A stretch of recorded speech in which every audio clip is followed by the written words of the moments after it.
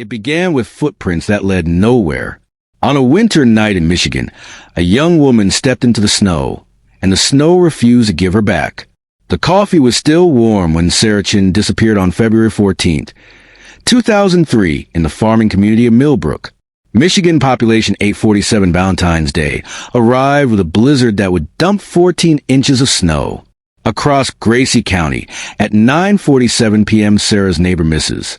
Elena Vance had waved goodbye through her kitchen window as the 23-year-old nursing student carried a steaming mug across the narrow strip of yard that separated their modest ranch houses. Sarah was returning the ceramic mug she borrowed earlier that evening, the same blue and white checkered pattern that Mrs. Vance had owned for 30 years.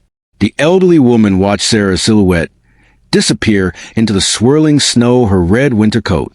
The last splash of color against the white darkness, what happened in the next 47 minutes, would haunt Millbrook for the next 2 decades. Sarah's boyfriend, Derek Martinez, called the Gracie County Sheriff's Department at 10:34 p.m., his voice cracking as he reported that Sarah had simply vanished. He'd been waiting for her to return from next door. He explained to Deputy Wallace, becoming increasingly worried as the storm intensified. When he finally trudged through the knee-deep snow to Mrs. Vance's house, she told him Sarah had left nearly an hour earlier. Derek had immediately run back to their shared rental house, calling her name, searching every room, every closet, even the basement crawl space where they stored Christmas decorations and old textbooks. The front door was locked from inside, the deadbolt Sarah had insisted they install.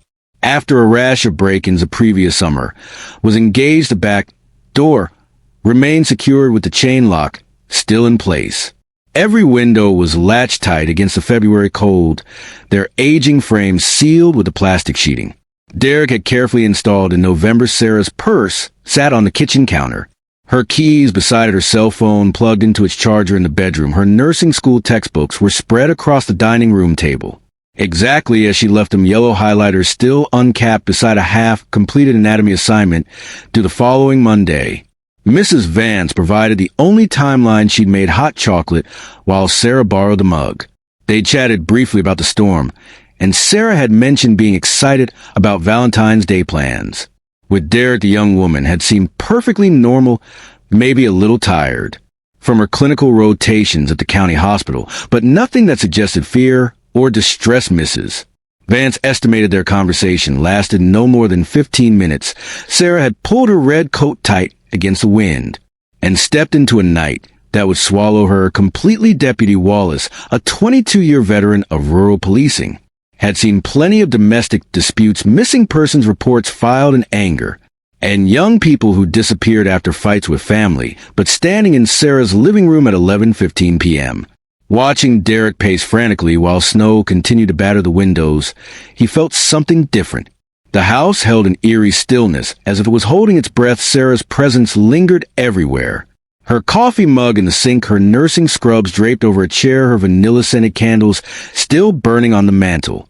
Yet she was gone, impossibly gone, from a locked house in a town where everyone knew everyone. On a night when the blizzard had driven even the most dedicated bar patrons home, hours early the deputy began what would become the most frustrating investigation of his career, not knowing that the truth lay buried deeper than the snow outside, waiting 20 years to surface in a revelation that would shatter everything this quiet farming community believed about trust, safety, and the people they thought they knew. Sarah Chen's mother, Linda Chen, received the call at 6 a.m. on February 15th. She was preparing for her early shift at the Ford plant in Lansing, mechanically spooning instant coffee into her travel mug, while morning news droned from the small television perched on her kitchen counter. Derek's voice roared from hours of crying and calling Sarah's name into the storm, barely managed to form the words that would reshape Linda's world, her daughter, her only child, the girl who called every Sunday without fail and sent flowers on Mother's Day from whatever clinical rotation site she happened to be working, had vanished from a locked house in the middle of a blizzard. Linda's first instinct was denial. Sarah was responsible, predictable, the kind of young woman who color-coded her class schedules and never missed an appointment. She'd overcome so much already growing up as one of the few Asian American children in rural Michigan. losing her father to a factory accident when she was 16, working 2 jobs to pay for nursing school. Sarah didn't just disappear. Sarah didn't break promises or abandon responsibilities or leave people wondering where she was. But as Linda drove the 87 miles from her apartment in Lansing to Millbrook, slipping and sliding on roads that the county plows hadn't yet cleared, she felt a cold certainty settling in her chest that had nothing to do with the February weather. By noon, Linda had transformed Sarah's rental house into a command center. She pushed Derek's gaming chair aside and spread maps of Grayshot County across the dining room table, marking potential search areas with red ink. She called in sick for the first time in 3 years, then called her supervisor back to explain she might need extended leave. Linda had learned long ago, watching her husband die slowly in a hospital bed while insurance companies argued over coverage, that the system rarely fought for people like them. If Sarah was going to be found, it would be because someone who loved her refused to stop looking the investigation's early days, revealed the fault lines that would define the next 2 decades. Detective Raymond Ray Morrison, a 28-year veteran who transferred to Gracie County for the quieter pace after a career in Detroit homicide, approached Sarah's disappearance with methodical skepticism. Young women didn't vanish from lock houses. He explained to Linda during their first meeting, young women had fights with boyfriends, made impulsive decisions, sometimes needed space to think. The locked doors could be explained. Maybe Derek was lying. Maybe Sarah had a key hidden somewhere. Maybe she'd slipped out a window and pulled it shut behind her. Morrison ordered searches of the immediate area, questioned Derek extensively, and waited for Sarah to call home. Linda's faith in official channels began cracking during that first week. Morrison seemed more interested in Derek's financial troubles and their occasional arguments than in the physical impossibility of Sarah's disappearance. When Linda suggested expanding the search area, Morrison reminded her about limited resources and the reality of winter weather when she pushed for more aggressive questioning of neighbors. He cited proper procedure and the need for evidence when she begged for media attention that might generate leads. Morrison worried about compromising the investigation. Linda realized she was fighting 2 battles: finding Sarah and forcing the system to care enough to help the community. Response split along similar lines. Sarah's nursing school classmates organized weekend search parties, trudging through snow drifts and abandoned farmland. With the desperate energy of youth confronting mortality, local churches provided meals and prayer circles. But others whispered different theories. Some wondered about Derek's story, noting his gambling problems and the couple's recent financial stress. Others suggested Sarah might have staged her own disappearance, overwhelmed by school pressures and family expectations. The whispers grew louder when Derek moved back to his parents' house in Grand Rapids after 3 weeks, unable to afford the rent alone. And haunted by the silence that had replaced Sarah's laughter, Linda rented a small apartment in Millbrook, determined to maintain a base of operations even as her savings dwindled. She spent mornings canvassing neighborhoods that detectives had already visited, afternoons photocopying missing person flyers at the library, and evenings calling police departments in neighboring counties. Sleep became elusive, food became optional, and every phone call carried the potential to either save or destroy what remained of her world. Linda developed an obsession with details that others dismissed as irrelevant.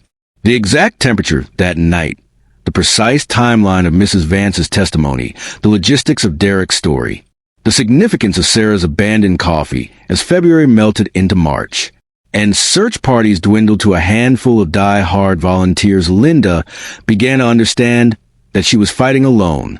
Sustained only by a mother's refusal to accept the unacceptable, Millbrook had the kind of secrets that small towns cultivate, like prize-winning tomatoes, carefully tended, selectively shared, and fiercely protected from outsiders. When Sarah Chen disappeared, those secrets didn't emerge all at once. Instead, they seeped out gradually like water through limestone, each revelation adding another layer of complexity to an already impossible case. The Chen investigation exposed fractures in the community that most residents preferred to ignore. At Rosie's Dine of the Morning coffee crowd that had gathered religiously for 15 years suddenly found themselves choosing sides. Earl Patterson, who'd lived in Millbrook since 1967 and knew every family's business, going back 3 generations, insisted that Derek Martinez had always seemed shifty. Something about the way he looked at people Earl claimed stirring sugar into his coffee with unnecessary force. But Dolores McKnight, who taught Sunday school at First Baptist and had watched Derek help elderly parishioners with their groceries, defended the young man with surprising vehemence. Their debates grew heated enough that Rosie herself had to institute a no Sarah talk during breakfast rush policy.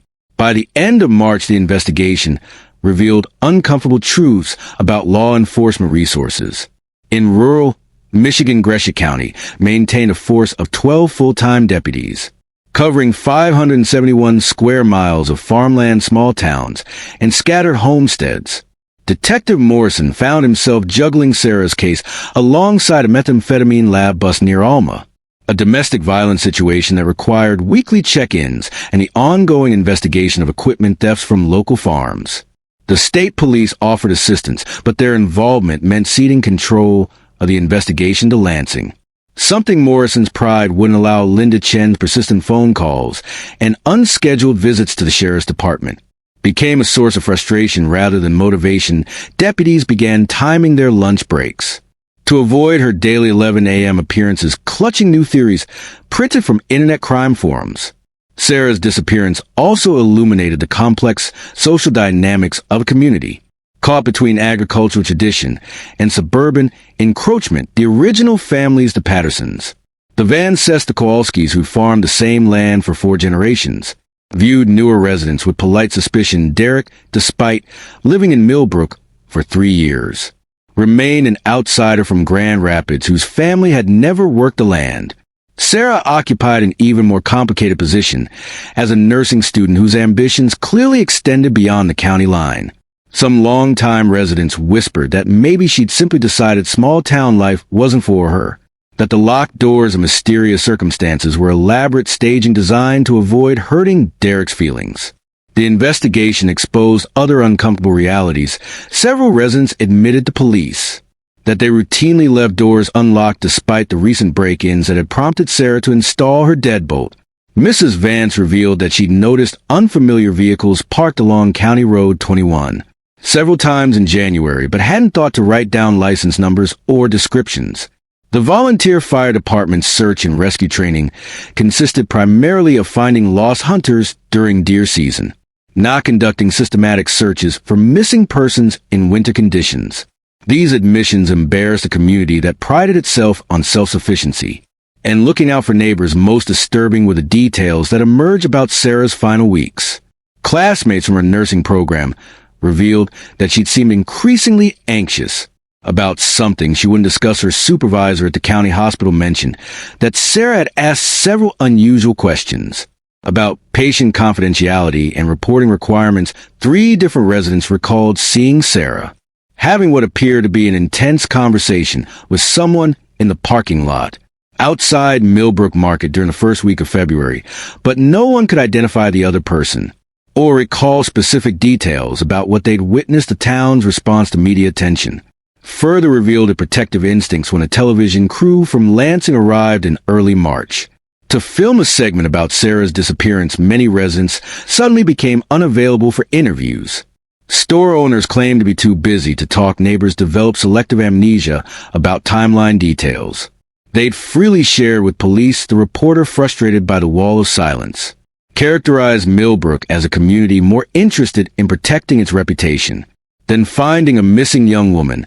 The broadcast aired during the dinner hour on a Tuesday evening, ensuring that everyone in town watched their neighbors' faces as carefully as they listened to the reporter's words. Looking for signs of betrayal or secrets finally exposed the crime scene. Photographs from February 15th, 2003 captured a world transformed by winter's violence. Deputy Wallace had arrived at Sarah Chen's rental house just after sunrise. Department issued camera, producing stark black and white images that will be scrutinized for decades. The blizzard had finally exhausted itself, leaving behind an eerily pristine landscape where every footprint, every disturbance, every anomaly stood out against the unmarked snow, like evidence written in a language investigators couldn't yet read. The photographic record began with the house itself, a modest single-story ranch. Typical of 1970s construction, its brown aluminum siding and narrow windows giving it the anonymous appearance of temporary housing. Snow had drifted against the north wall, reaching nearly to the windowsills, while the wind had scoured the south side almost clean. Wallace documented every angle, every door, every possible entry point. The front door showed no signs of forced entry, its steel frame intact, and deadbolt functioning normally. The back door revealed the same story, secure, undisturbed, the chain lock, still engaged exactly as Derek had found it. Windows remained latched from inside, their ancient mechanisms stiff with cold and paint. But clearly undamaged, the most crucial evidence lay in the snow itself. Though its significance wouldn't be fully understood for years, Wallace methodically photographed every set of tracks. In the immediate vicinity of the house, Derek's size 11 boots had left deep impressions between his car and the front door, with additional tracks showing his panicked search around the building's perimeter when he realized Sarah was missing. Mrs. Vance's smaller footprints created a neat path between her kitchen door and the property line where she'd handed Sarah the borrowed mug, but Sarah's tracks told a different story entirely. Her footprints, clearly defined in the fresh snow, showed her journey from Mrs. Vance's house toward her own front door. The impressions were consistent with her size 7 winter boots, the treads leaving distinctive waffle patterns that Derek immediately recognized. Forensic photography captured each step in precise detail, measuring stride length and depth, documenting the way her right foot turned slightly outward due to an old ankle injury from high school basketball, but approximately 15 feet from her front door. Sarah's tracks simply stopped, not faded, not obscured by wind, but ended completely as if she'd been lifted straight up into the storm-darkened sky. Crime scene technicians from the state police arrived on February 16th with equipment better suited to urban investigations than rural Michigan winters. They collected snow samples from the area where Sarah's tracks ended, hoping to find some trace evidence that might explain the impossibility of her disappearance. The samples were carefully preserved and shipped to the state laboratory in Lansing, where technicians would search for hair fibers, fabric fragments, or chemical traces that might provide clues. The results, delivered 3 weeks later, revealed nothing but frozen precipitation and trace minerals consistent with agricultural runoff. More sophisticated analysis focused on the snow itself as a timeline.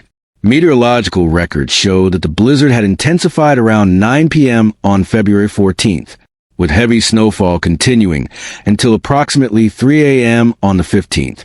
The accumulation rate meant that any tracks made earlier in the evening would have been partially or completely obscured by morning. Yet Sarah's footprints remained clearly visible, indicating they'd been made during the final hours of the storm. This timing corroborated Mrs. Vance's testimony about when Sarah had left her house, but it made the mystery of her disappearance even more profound. Inside the rental house evidence collection revealed the eerie normality of a life interrupted mid-sentence. Sarah's anatomy textbook lay open to a chapter on cardiovascular system disorders, her handwritten notes filling the margins, and her characteristic precise script. A half-eaten bowl of tomato soup sat cooling on the kitchen counter, the spoon still resting against its ceramic rim. Her cell phone showed no unusual activity. No calls, no text messages, no internet searches that might hint at plans or concerns. The last entry in her daily planner, written in blue ink that hadn't yet dried, simply read V. Day dinner with D. Excited forensic examination of the house's interior produced results that were simultaneously thorough and frustrating. Fingerprint analysis revealed exactly what investigators expected. Sarah's prints throughout the residence, Derek's in common areas, and the bedroom they shared, and a few additional prints belonging to landlord, maintenance, personnel. No signs of struggle. No evidence of forced entry or violent encounter. No indication that anything unusual had occurred inside the house. The scene suggested that Sarah had simply walked outside and vanished, leaving behind a perfectly preserved tableau of domestic normality. The physical evidence from February 2003 would be cataloged, analyzed, and stored in the Gratiot County Sheriff's Department evidence room, where it would remain largely untouched for nearly 2 decades, waiting for technology and perspective that didn't yet exist to unlock its secrets. The first break in Sarah Chen's case came 11 days after her disappearance, when a convenience store clerk in Bay City called the tip line to report a young Asian woman matching Sarah's description. The woman had purchased coffee and gasoline around midnight on February 15th, the clerk explained, and she'd seemed nervous, checking over her shoulder repeatedly while counting out exact change. Detective Morrison drove the 130 miles to Bay City, with Linda Chen riding silently in the passenger seat. Both of them, afraid to hope too loudly, the surveillance footage from the gas station showed a woman of approximately Sarah's height and build, her dark hair pulled back in a ponytail, similar to how Sarah typically wore hers. But when the clerk viewed the video alongside Morrison and Linda, his certainty crumbled. The woman's face remained obscured by the camera angle, and poor lighting her coat was navy blue rather than red. And her mannerisms didn't match the nervous energy he described. Linda stared at the grainy footage until her eyes watered, willing it to be her daughter, but deep in her chest she knew the truth before Morrison spoke it aloud. This wasn't Sarah, this was just another woman living her own life, unaware that her late-night gas purchase had briefly carried the hopes of a desperate mother. The Bay City lead established a pattern that would repeat dozens of times over following months. A waitress in Flint reported serving someone who looked like Sarah. A bus driver in Detroit remembered a quiet passenger who'd paid with exact change and avoided eye contact. A hotel clerk in Traverse City insisted he checked in a young woman matching Sarah's description, though the registration records showed a completely different name. And the security cameras had been broken for weeks. Each tip required investigation. Each investigation consumed precious resources, and each dead end pushed Sarah's case further toward a growing pile of unsolved files. In Morrison's office by summer 2003, the investigation had expanded beyond Michigan's borders. Reports trickled in from Ohio, Indiana, Wisconsin, and Illinois sightings of young Asian women who might be Sarah Chen, living under assumed names, working cash jobs, staying one step ahead of detection. Morrison dutifully followed each lead, driving thousands of miles and conducting hundreds of interviews with people who ultimately had nothing to do with Sarah's disappearance. The investigation consumed the patrol budget and strained relationships with neighboring law enforcement agencies who grew tired of wild goose chases that yielded nothing but wasted time. The most promising lead came in August when a social worker in Chicago contacted the Gracie County Sheriff's Department about a client who'd enrolled in a homeless services program. Using identification that appeared fraudulent, the woman claimed to be from Michigan, had visible nursing skills when helping other clients with medical issues, and seemed terrified whenever anyone asked about her past. Morrison and Linda made the 6-hour drive to Chicago, only to discover that the woman was actually Elena Vasquez, an undocumented immigrant from El Salvador who'd purchased fake identification to escape an abusive relationship.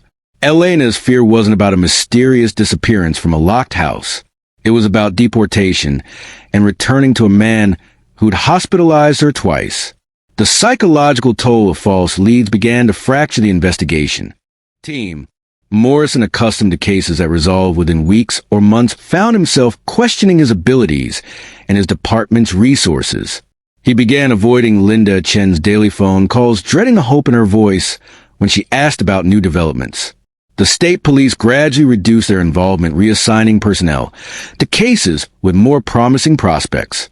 Search volunteers dwindled as autumn arrived, and then winter returned, marking Sarah's first anniversary of disappearance. With no new evidence, no viable suspects, and no answers, Derek Martinez became the investigation's most persistent dead end. Morrison interviewed him 17 times over the first year, approaching their conversations from different angles. Hoping to catch inconsistencies or admissions, Derek's story never changed. He'd waited for Sarah to return from Mrs. Vance's house, grown worried when she didn't come back. Discovered the house was locked and empty, and called police immediately. Polygraph tests proved inconclusive, neither clearing nor implicating him. His alibi for the 47 minutes of Sarah's disappearance remained what it had always been. He was alone in the house waiting. In a case built on impossibilities, Derek's loneliness during those crucial minutes became both his strongest defense and his greatest vulnerability. By February 2004, exactly 1 year after Sarah's disappearance, her case had been quietly reclassified as a cold case. The active investigation was suspended, though Morrison assured Linda that any new evidence would receive immediate attention. The promise fell hollow to everyone involved, including Morrison himself, who knew that cold cases in rural Michigan often stayed cold forever. buried beneath accumulating paperwork and newer emergencies that demanded immediate resources. Detective James "Jimmy" Sullivan hadn't intended to inherit Sarah Chen's case. When he transferred to the Gracie County Sheriff's Department in September 2005, 2.5 years after Sarah's disappearance. He was looking for the quieter pace that rural policing promised after 15 years with the Michigan State Police. Sullivan had worked major crime scenes, supervised multi-jurisdictional task forces, and testified in capital murder trials at 42 with 2 failed marriages behind him. And a drinking problem he'd recently conquered. He wanted cases involving stolen farm equipment and domestic disputes. Not mysteries that consumed careers and destroyed personal lives, but Sarah Chen's file drew him back repeatedly. During his first weeks on the job, Morrison had left behind meticulously organized evidence boxes, interview transcripts and photograph albums, all stored in the basement evidence room. Like artifacts from an archaeological dig, Sullivan told himself he was simply familiarizing himself with the department's major, unsolved cases, performing due diligence that any competent detective would undertake. Yet he found himself staying late, reading witness statements by the harsh fluorescent lights, studying crime scene photographs until the details were burned into his memory. Like religious iconography, the impossibility of Sarah's disappearance violated everything Sullivan understood about criminal investigation. People didn't vanish from locked houses without leaving trace evidence. Young women didn't disappear during blizzards without someone seeing or hearing something. Unusual cases didn't remain completely devoid of viable suspects or logical explanations. After years of competent police work, Sullivan had solved murders where the only evidence was a single hair fiber and had tracked down suspects using nothing but witness descriptions of unusual mannerisms. But Sarah Chen's case offered none of the forensic breadcrumbs that usually lead investigators from crime scene to courtroom. Sullivan's obsession began innocuously enough. He started by re-interviewing key witnesses, telling himself he was simply updating their statements and checking for details that might have been overlooked. Mrs. Vance, now in her 70s and increasingly frail, repeated her story exactly as she told it dozens of times before. Derek Martinez, who'd moved back to Grand Rapids and found work as an automotive technician, answered Sullivan's questions with the weary patience of someone who'd long since stopped expecting to be believed. Linda Chun, who'd exhausted her savings and moved back to Lansing, greeted Sullivan's renewed interest with desperate hope. Tempered by years of disappointment, the detective's personal life began to reflect his professional preoccupation. Sullivan's modest rental house in nearby Ithaca became a secondary crime scene. Its spare bedroom converted into an unofficial investigation headquarters. He tacked crime scene photographs to the walls, spread timeline charts across a folding table purchased from a garage sale, and filled filing cabinets with copies of evidence, reports that he read and reread until the pages grew soft from handling his refrigerator, contained more takeout containers and fresh food, and his sleep became fragmented by dreams filled with footprints that ended in unmarked snow. Sullivan's colleagues began to notice his fixation. Sheriff Patricia Hayes, who'd hired him specifically for his experience with complex cases, initially encouraged his fresh perspective on the Chin investigation, but as months passed and Sullivan's attention to other cases suffered, she grew concerned about his mental health and professional effectiveness. Sullivan missed court dates because he was re-examining evidence. He arrived late for shifts after spending nights driving the rural roads around Millbrook, looking for details that previous investigators might have missed. His reports on routine cases grew perfunctory, while his Sarah Chen files expanded exponentially. The detective's breakthrough, or breakdown depending on perspective, came during a January 2007 snowstorm that reminded him of the night Sarah disappeared. Sullivan had been examining the original crime scene photographs for what felt like the 1,000th time, when something about the snow patterns finally clicked. The accumulation around Sarah's rental house wasn't random. It showed subtle signs of disturbance that the 2003 investigators had dismissed as wind effects. Sullivan spent the next 6 hours measuring angles and calculating wind speeds from Weather Service archives, eventually convincing himself that someone had deliberately altered the snow to obscure evidence. When Sullivan presented his theory to Sheriff Hayes, complete with meteorological charts and geometric calculations, she realized that Sarah Chen's case had claimed another victim, the detective who transferred to Gracie County seeking peace, had instead found a mystery that was slowly destroying his objectivity. And his career, Hayes faced an impossible choice: remove Sullivan from the case he'd made his life's work, or watch a competent investigator disappear down the same rabbit hole that had frustrated Morrison. And heartbroken Linda Chinsera's case, it seemed, had the power to consume anyone who stared too deeply into its void, transforming rational professionals into obsessed seekers chasing shadows through endless Michigan winters. Sullivan's investigation had reached the same dead end that claimed Morrison, but his refusal to accept defeat would prove to be exactly what Sarah Chen's case needed, though neither he nor anyone else could have predicted the path that obsession would eventually illuminate. Detective Jimmy Sullivan's salvation came in the form of a phone call from the Michigan State Police Laboratory on March 15, 2019, 16 years after Sarah Chen's disappearance, and 12 years after Sullivan's obsession with her case had nearly cost him his career.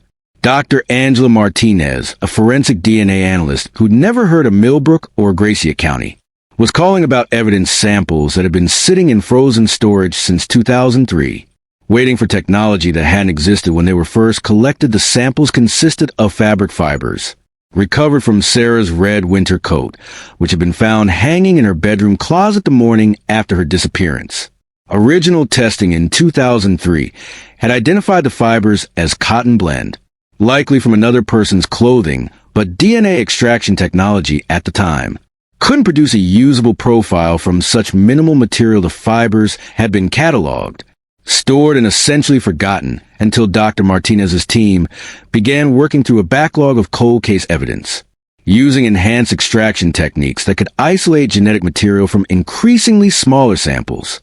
Sullivan, now 56 years old and serving as a department senior detective, had weathered the years of frustration better than anyone expected. Sheriff Hayes had ultimately decided to let him pursue Sarah's case as a secondary assignment, reasoning that his expertise was too valuable to waste and his obsession too deep to cure through reassignment. Sullivan had solved dozens of other cases during the intervening years, but Sarah Chen remained the investigation that defined his career and haunted his dreams. When Dr. Martinez called, Sullivan was reviewing financial records from a recent embezzlement case, his mind occupied with mundane details about missing petty cash and altered receipts. The DNA profile recovered from the fabric fibers was partial but significant: 13 genetic markers that would be sufficient to identify a suspect if they had a sample for comparison. More importantly, the profile was male, which eliminated several theories that investigators had pursued over the years. Dr. Martinez explained that the enhanced testing had also revealed trace amounts of an unusual soap residue on the fibers, a commercial-grade cleanser typically used in institutional settings like hospitals, schools, or government buildings. The combination of DNA evidence and chemical analysis provided the first concrete leads in Sarah's case. Since the initial crime scene investigation, Sullivan's hands shook as he wrote down Dr. Martinez's findings, his careful notes betraying the excitement he tried to keep from his voice after 16 years of dead ends and false leads. Science was finally offering answers to questions that had consumed his professional life. The DNA profile would be entered into the combined DNA index system, where it would be compared against millions of samples from convicted criminals' crime scene evidence and voluntary submissions. But Sullivan knew that Cody's matches were rare in cold cases, and he began planning his own systematic approach to identifying the source of the mysterious DNA. The detectives' renewed investigation focused on people who'd had access to Sarah during her final weeks, particularly those who worked in institutional settings that would explain the commercial soap residue. Sarah's nursing rotations had placed her in contact with dozens of hospital staff members, maintenance workers, and security personnel. Her part-time job at a medical supply company had involved interactions with delivery drivers, warehouse employees, and administrative staff. Each contact represented a potential source for the DNA sample, but tracking down individuals from 16 years earlier proved nearly impossible. People had died, moved away, or simply disappeared into lives that left no forwarding addresses. Sullivan's breakthrough came when he decided to expand his search beyond Sarah's known associates, to include anyone who'd been questioned during the original investigation. He spent weeks digitizing old interview files, creating a database of everyone who provided statements or been considered as potential witnesses. The list included neighbors, co-workers, classmates, and dozens of people who'd simply been in the wrong place at the right time to draw police attention, cross-referencing this list against employment records from institutions using commercial-grade cleansers produced 13 possible matches. The process of collecting DNA samples from potential suspects required delicate negotiation between constitutional rights. An investigative necessity, Sullivan couldn't simply demand genetic samples from people who hadn't been charged with crimes. But he could request voluntary submissions and collect discarded materials that suspects left in public places. The work was tedious and often felt like an invasion of privacy that yielded no results. 8 of the 13 potential matches provided voluntary DNA samples that were quickly eliminated through laboratory comparison. 3 others proved impossible to locate or contact. The 13th name on Sullivan's list belonged to someone he'd never considered as a suspect. Someone whose connection to Sarah seemed so peripheral that their DNA sample had been collected almost as an afterthought. When the laboratory called with the results of that comparison, Dr. Martinez's voice carried an excitement that matched Sullivan's own growing anticipation. The DNA profile was a perfect match. All 13 genetic markers aligned with the evidence recovered from Sarah's coat. After 16 years of questions without answers, science had finally identified the person who had been in physical contact with Sarah Chen during her final hours. The revelation would shatter everything the community believed about the night she disappeared, but first Sullivan had to confront the implications of what the DNA evidence actually meant. The name that appeared on Detective Sullivan's computer screen at 2:47 p.m. on April 3rd, 2019 belonged to someone who'd lived in plain sight for 16 years.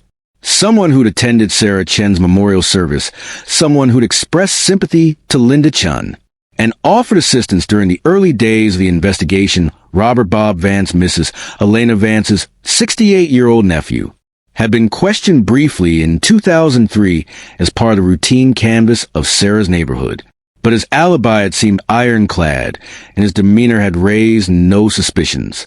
Sullivan stared at the DNA match confirmation until the letters blurred together, his mind struggling to reconcile this revelation with everything he thought he knew about Sarah's case. Bob Vance worked as a maintenance supervisor at the Gracie County Medical Center, which explained the commercial-grade soap residue found on the fabric fibers. He lived just 3 miles from Sarah's rental house and had unrestricted access to his aunt's property, including the spare key she kept hidden under her back porch flower pot. More disturbing still, Bob had been present in Mrs. Vance's kitchen on the evening of February 14th, 2003, ostensibly helping his elderly aunt prepare for the blizzard. By bringing her groceries and checking her heating system, the detective's review of the original case files revealed details that had seemed innocuous in 2003, but now carried sinister implications. Mrs.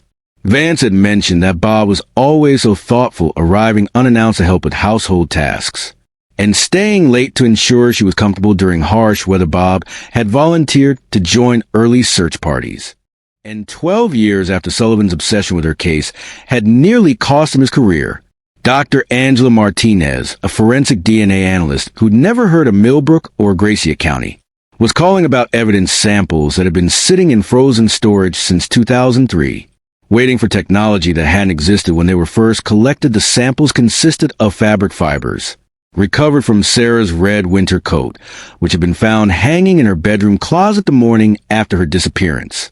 Original testing in 2003 had identified the fibers as cotton blend, likely from another person's clothing, but DNA extraction technology at the time couldn't produce a usable profile from such minimal material. The fibers had been cataloged, stored, and essentially forgotten until Dr. Martinez's team began working through a backlog of cold case evidence, using enhanced extraction techniques that could isolate genetic material from increasingly smaller samples. Sullivan, now 56 years old and serving as a department senior detective, had weathered the years of frustration better than anyone expected. Sheriff Hayes had ultimately decided to let him pursue Sarah's case as a secondary assignment, reasoning that his expertise was too valuable to waste and his obsession too deep to cure through reassignment. Sullivan had solved dozens of other cases during the intervening years, But Sarah Chen remained the investigation that defined his career and haunted his dreams. When Dr. Martinez called Sullivan was reviewing financial records from a recent embezzlement case, his mind occupied with mundane details about missing petty cash and altered receipts. The DNA profile recovered from the fabric fibers was partial but significant. 13 genetic markers that would be sufficient to identify a suspect if they had a sample for comparison. More importantly, the profile was male, which eliminated several theories that investigators had pursued over the years. Dr. Martinez explained that the enhanced testing had also revealed trace amounts of an unusual soap residue on the fibers, a commercial-grade cleanser typically used in institutional settings like hospitals, schools, or government buildings. The combination of DNA evidence and chemical analysis provided the first concrete leads in Sarah's case. Since the initial crime scene investigation, Sullivan's hands shook as he wrote down Dr. Martinez's findings. His careful notes betraying the excitement he tried to keep from his voice after 16 years of dead ends and false leads. Science was finally offering answers to questions that had consumed his professional life. The DNA profile would be entered into the combined DNA index system, where it would be compared against millions of samples from convicted criminals' crime scene evidence and voluntary submissions. But Sullivan knew that Cody's matches were rare in cold cases, and he began planning his own systematic approach to identifying the source of the mysterious DNA. The detectives' renewed investigation focused on people who'd had access to Sarah during her final weeks, particularly those who worked in institutional settings that would explain the commercial soap residue. Sarah's nursing rotations had placed her in contact with dozens of hospital staff members, maintenance workers, and security personnel. Her part-time job at a medical supply company had involved interactions with delivery drivers, warehouse employees, and administrative staff. Each contact represented a potential source for the DNA sample, but tracking down individuals from 16 years earlier proved nearly impossible. People had died, moved away, or simply disappeared into lives that left no forwarding addresses. Sullivan's breakthrough came when he decided to expand his search beyond Sarah's known associates, to include anyone who'd been questioned during the original investigation. He spent weeks digitizing old interview files, creating a database of everyone who provided statements or been considered as potential witnesses. The list included neighbors, co-workers, classmates, and dozens of people who'd simply been in the wrong place at the right time to draw police attention, cross-referencing this list against employment records from institutions using commercial-grade cleansers produced 13 possible matches. The process of collecting DNA samples from potential suspects required delicate negotiation between constitutional rights and investigative necessity. Sullivan couldn't simply demand genetic samples from people who hadn't been charged with crimes, but he could request voluntary submissions and collect discarded materials that suspects left in public places. The work was tedious and often felt like an invasion of privacy that yielded no results. 8 of the 13 potential matches provided voluntary DNA samples that were quickly eliminated through laboratory comparison. 3 others proved impossible to locate or contact. The 13th name on Sullivan's list belonged to someone he'd never considered as a suspect, someone whose connection to Sarah seemed so peripheral that their DNA sample had been collected almost as an afterthought. When the laboratory called with the results of that comparison, Dr. Martinez's voice carried an excitement that matched Sullivan's own growing anticipation. The DNA profile was a perfect match. All 13 genetic markers aligned with the evidence recovered from Sarah's coat. After 16 years of questions without answers, science had finally identified the person who had been in physical contact with Sarah Chen during her final hours. The revelation would shatter everything the community believed about the night she disappeared, but first Sullivan had to confront the implications of what the DNA evidence actually meant. The name that appeared on Detective Sullivan's computer screen at 2:47 p.m. on April 3rd, 2019 belonged to someone who'd lived in plain sight for 16 years.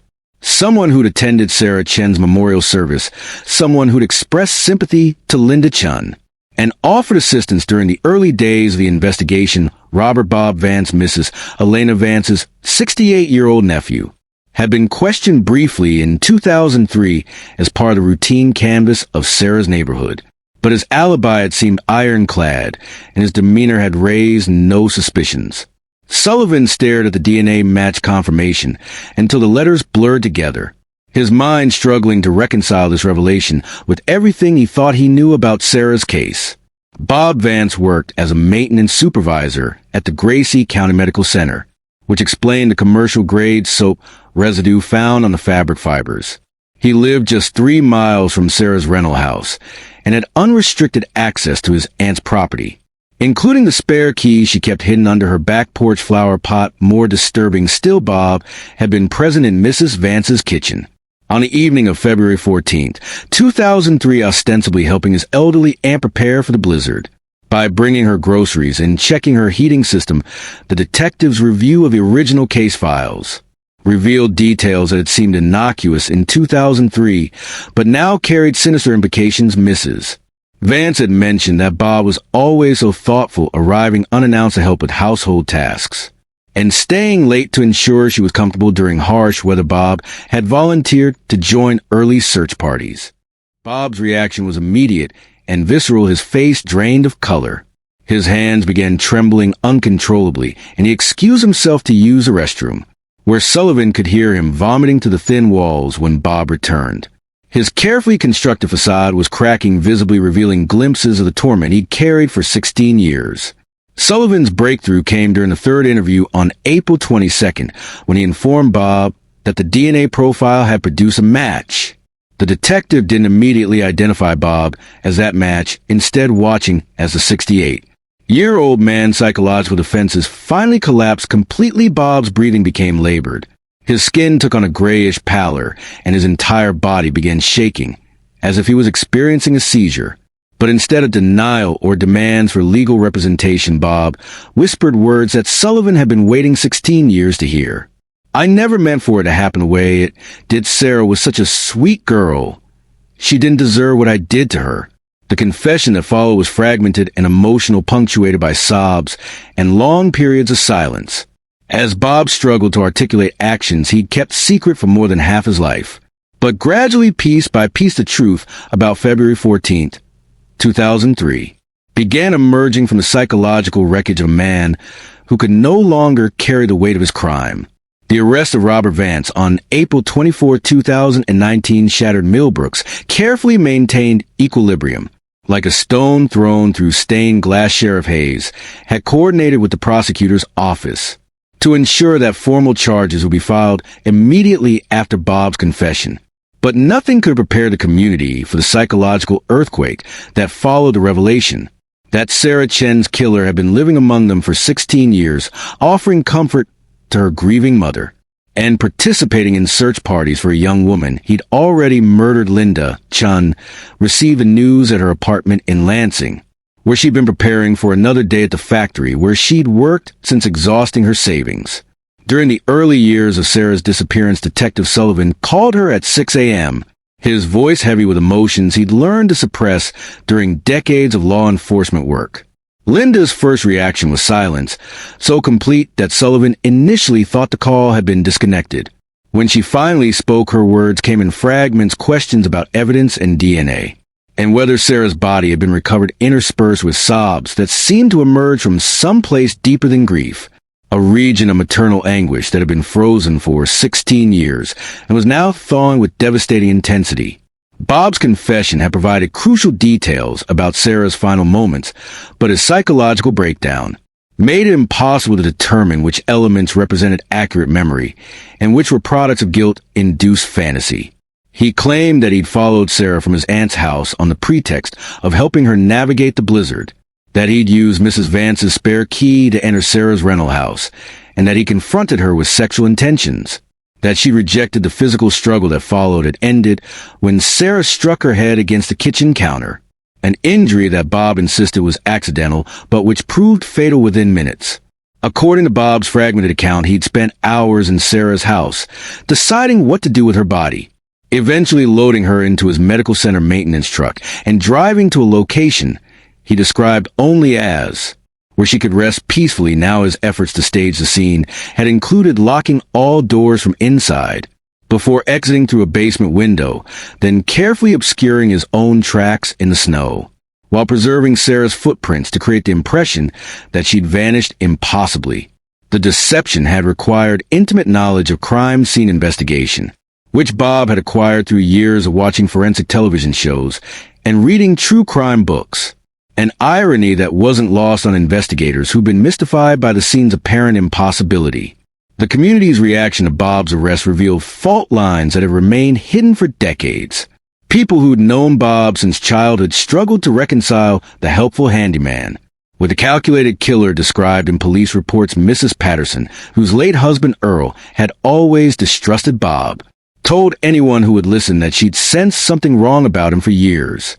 But others, particularly elderly residents who relied on Bob's assistance with home repairs and maintenance, felt betrayed by their own judgment and questioned whether they'd ever really known anyone. In their small town, Derek Martinez, now 39 years old and remarried with 2 children, learned about Bob's arrest through a phone call from his sister, who'd seen the news report on television. Derek's reaction combined relief, vindication, and a profound sadness that had nothing to do with Bob's guilt. For 16 years, Derek had lived under a cloud of suspicion, knowing that many people believed he was responsible for Sarah's disappearance despite his consistent denials and cooperation with investigators. Bob's arrest finally cleared Derek's name, but it couldn't restore the years he'd lost to accusation and doubt, or the relationships that had been damaged by persistent whispers about his possible involvement.